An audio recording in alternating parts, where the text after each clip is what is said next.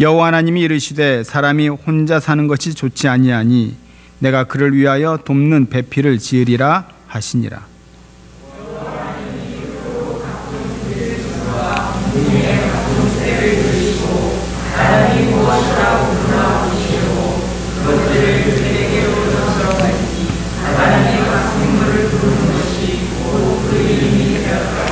아담이 모든 가축과 공중의 새와 들의 모든 짐승에게 이름을 주니라. 아담이 돕는 배필이 없으므로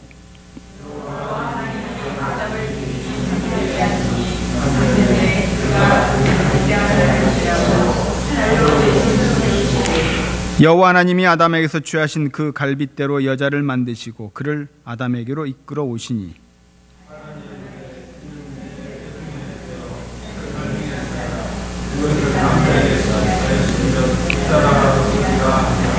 이러므로 남자가 부모를 떠나 그의 아내와 합하여 둘이 한 몸을 이룰지로다. 아담과 그의 아내 두 사람이 벌거벗었으나 부끄러워하지 아니하니라. 아멘. 좀 날씨가 좀 흐릿하죠. 먼저 좀 기분 전환하기 위해서 우리 웃으면서 말씀을 듣는 것도 좋을 듯 싶습니다. 제가 먼저 질문 하나 하겠습니다. 여자가 늙으면 필요한 것은 무엇일까? 아무거나 대답해 보세요. 남편, 친구, 네. 여자분들 필요한 거 없습니까? 다이아몬드, 네. 또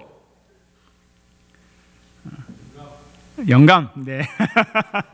자, 여자가 늙어서 필요한 것은 돈입니다. 두 번째는 뭘까요? 딸입니다. 딸을 두신 분 정말 부럽습니다. 그 다음에 건강이에요. 다음에 친구입니다. 마지막으로 뭘까요? 찜질방입니다. 네. 두 번째로 질문 하나 또 드릴게요. 남자가 늙어서 필요한 것은 무엇일까? 아내, 또 아직은 답은 안 나왔습니다. 돈, 네. 남자분들 필요한 거 없어요? 건강, 네. 부인입니다. 그 다음에 아내, 그 다음에 집사람, 다음에 와이프, 다음에 애들 엄마. 자, 여자와 남자가 이렇게 다릅니다. 자, 웃자고 하는 이야기였지만 한 번쯤 짚고 넘어가는 질문이 아닌가 생각합니다. 창조된 인간에게 하나님께서 처음으로 맡기신 창조적인 과제가 무엇일까요? 이름 짓는 것입니다. 매우 창조적인 일이죠. 새로운 것들을 만들어내는 것이기 때문입니다. 그래서 오늘 본문 19절에 보니까 하나님께서 각종 동물과 새들을 지으시고 아담이 어떻게 이름을 짓는가 보시려고 그것들을 아담에게로 이끌어오죠. 아담이 그 생물들을 일컫는 바가 곧 그 생물의 이름이 되었습니다. 여러분, 이것이 얼마나 힘든 창조적인 과정이었을까요?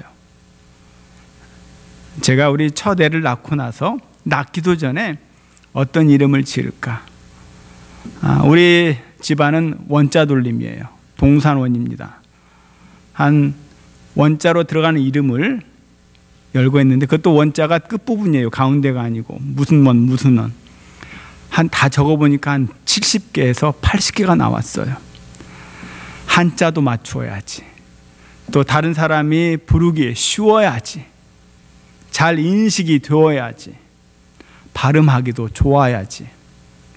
덕스러워야지. 이런 걸 다 고민하다가 경원이라고 하는 이름을 지었습니다. 아마 여러분도 저와 동일하게 여러분의 자녀들 이름을 짓는데 한 달, 두 달 아마 걸렸을 거예요. 이렇듯 창조적인 부분은 쉬우면서도 굉장히 어려운 거죠. 하나님께서 아담에게 동물들, 생물들을 지나가게 하십니다. 그리고 하나님께서 그 생물들의 특성을 이야기해 주죠. 아담아, 자, 이제 너가 한번 이름을 지어봐라. 공중에 나는 새를 아담 앞으로 지나가게 하십니다. 뚱뚱한 동물도 지나가게 하십니다. 날렵한 동물도 가게 하죠. 독수리, 코끼리, 하마, 사자, 여우, 막 이름을 짓기 시작을 했어요. 얼마나 피곤했는지 아담이 잠을 잤습니다. 아마 휴식을 취했는데 하나님께서 잠을 주신 거겠죠. 그리고 그 순간 무슨 일이 벌어졌습니까? 휴식 시간이 지나고 아담이 눈을 떠보니까 이제까지는 보지 못했던 아주 이상하게 생긴 동물이 지나가고 있는 거예요. 눈앞에 들어온 겁니다. 이야, 자기와 비슷하게 생겼지만 어딘가 좀 다른 감각을 지니고 있는 이 생물이 누굽니까? 누구죠? 뭐 아시잖아요. 네, 하와, 여자입니다. 자기 앞을 지나가는 한 이상한 생물을 발견했죠. 아담의 가슴이 뛰기 시작했습니다. 눈이 빛나기 시작했죠. 온몸에 이상한 무엇인가의 그 전율을 느끼기 시작한 겁니다. 이 동물이 바로 여자예요. 이 신기한 하나님의 창조물 앞에 아담이 가졌던 그 감격을 아마 여러분들이 나의 배우자를 만났을 때에 가졌던 감정이 아닌가 생각해 봅니다. 이 최초의 여인을 보았을 때 아담의 느낌이 어땠을까요?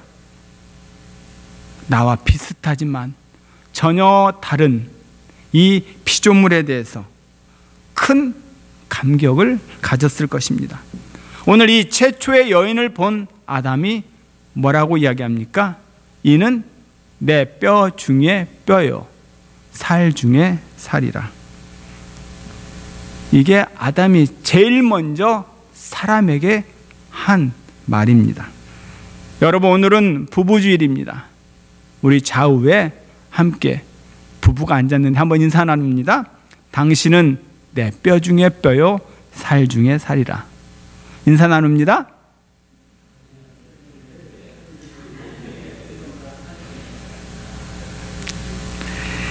이 고백을 하면서 이 두 사람의 결합을 말씀하시면서 기독교적 이상에 대한 굉장한 선언을 합니다.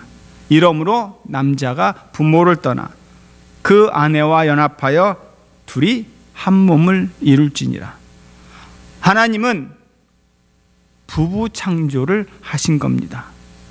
하나님은 가정을 창조하신 거예요.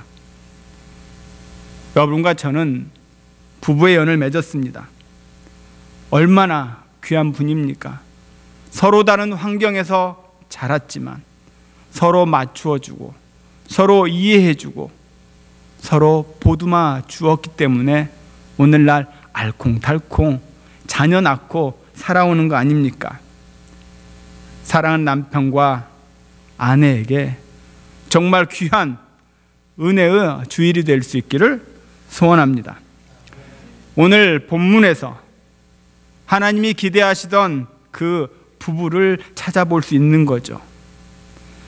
우리를 창조하실 때 기대하셨던 그 부부, 다시 말해서 그 낙원의 부부가 되려면 우리는 어떤 삶을 우리 가정에서 추구해야 할까?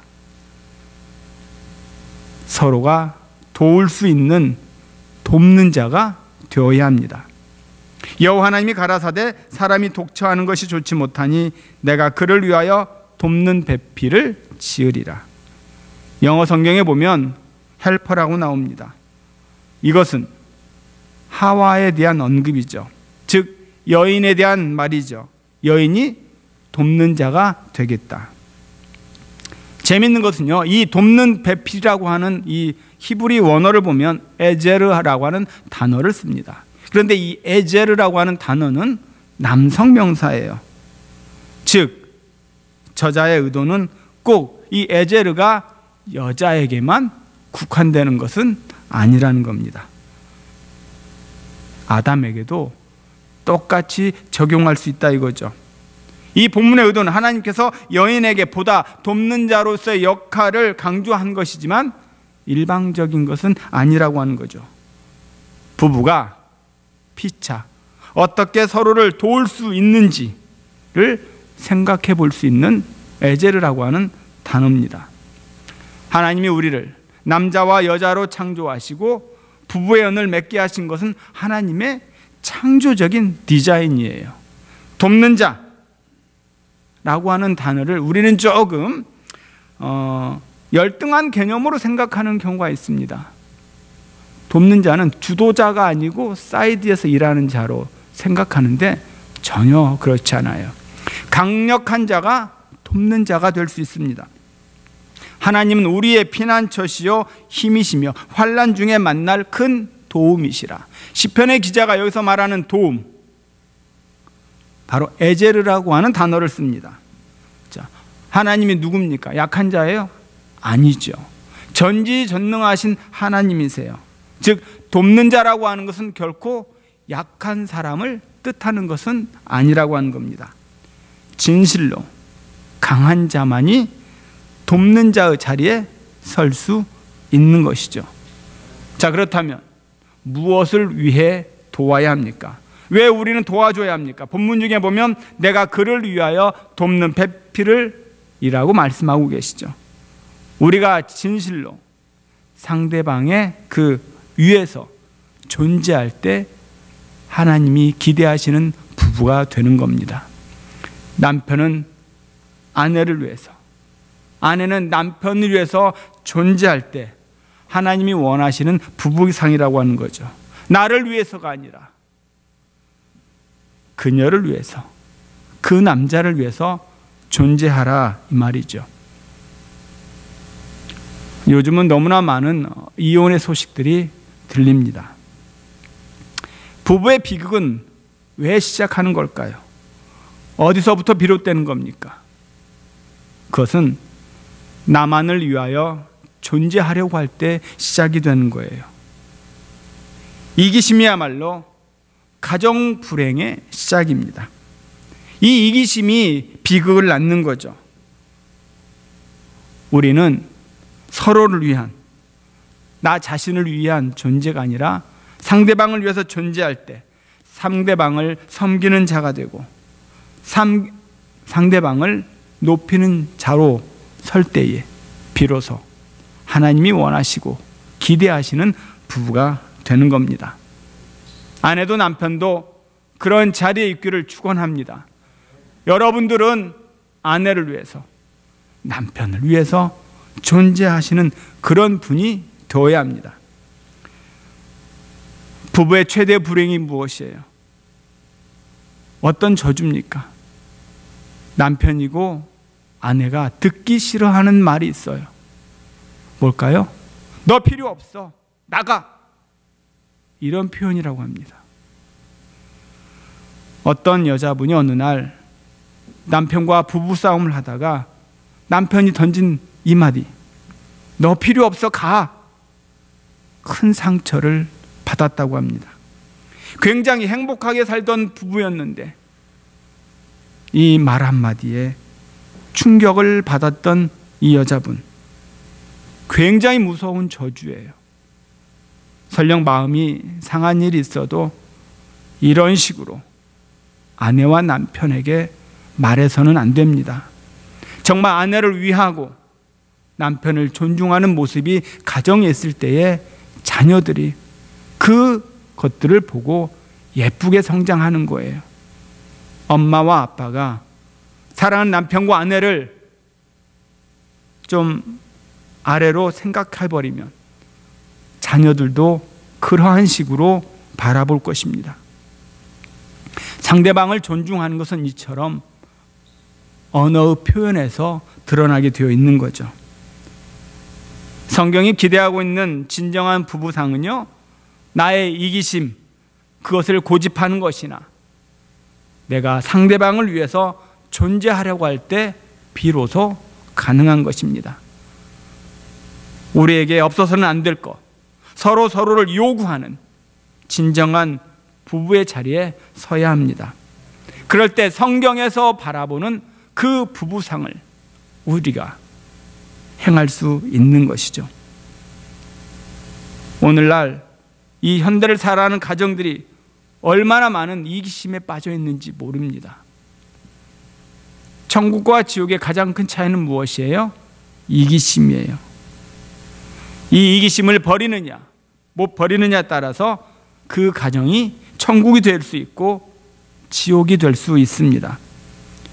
이타심이 가정의 행복의 기초라고 하는 사실을 여러분 마음에 든든히 새길 수 있기를 축원합니다. 상대방을 존중하고 배려하는 것이 하나님이 원하시는 부부죠. 또 하나 오늘 성경에서는 하나님이 기대하시는 부부를 이렇게 이야기합니다. 단순히 돕는 배필이라고 했지만 이 한글 성경에 제대로 표현하지 못했던 부분이 있는데 바로 suitable for him이라고 나옵니다. 즉 그에게 적합한 자라고 하는 것이죠. 그에게 적합한, 아담에게 적합한 짝이 될 수 있는 진정으로 어울리는 돕는 배필 suitable for him. 다른 영어 성경은 corresponding to him이라고 이야기합니다. 남자나 여자는 서로 필요한 존재죠. 남자는 여자가 필요하고 여자는 남자가 필요합니다. 그래서 하나님이 아주 아담에게 적합한 반려자를 돕는 자를 보낸 거죠. 지음받은 아담을 보시면서 하나님이 뭐라 생각했습니까? 사람이 독처하는 것이 좋지 못하니 라고 말씀하셨어요. 이 좋지 못하다라고 하는 단어가 성경에서 처음 등장하는 장면이에요. 이 구절을 읽던 신라권의 저자 밀턴은 이렇게 이야기합니다. 고독은 하나님이 보시기에 최초로 좋지 못한 것이었다. 하나님이 선물로 하와를 그에게 허락하시고 부부의 창조, 그 모든 창조가 끝이 나자 그제서야 하나님이 심히 보기에 좋았더라 라고 이야기하십니다. 창조가 진정한 절정에 도달한 것을 볼 수가 있는 것이죠. 어떻게 하와가 창조되었습니까? 갈빗대 하나를 떼서 만들었다라고 이야기하고 있죠. 그런데 이 표현은 원문의 충실한 번역은 아닙니다. 이 단어를 달리 설명할 길이 없어서 갈빗대라고 표현했는데, 원문에 빗대어서 이야기해 보면 히브리 원문에는 셀라라고 이야기하죠. 이 셀라라고 하는 것을 바로 직역을 하면 사이드입니다. 옆이란 뜻이죠. 즉 하와는 아담의 옆에서 빼냈다라고 하는 겁니다. 한 성경학자가 주장하기를 그래서 아담은 그 옆에 끊임없이 누군가를 필요로 한다라고 했어요. 내 곁에 누군가가 있지 않고는, 반려자가 있지 않고는 그 고독이 치료될 수 없는 인간의 모습을 그리고 있는 것이죠. 이처럼 우리는 이 성경에서 진정한 부부상은 바로 서로를 존중해주고 서로를 도와주며 서로와 교통함을 나누는 것입니다. 부부가 왜 좋아요? 서로 통할 수 있고 서로 교감할 수 있고 정서가 통하고 마음이 통하고 가슴이 통하고 생각이 통하기 때문에 부부가 좋은 겁니다. 성경은 이런 부부를 하나님이 창조하시고 우리들에게 이런 것들을 기대하고 있는 것이죠. 우리말에는 부부를 호칭하는 좋은 말이 있습니다. 우리 석인이가 내가 필요합니다. 우리말에는 좋은 말이 남편이라고 하는 게 있죠. 그리고 또 아내가 있습니다. 또 여보가 있고 당신이 있죠.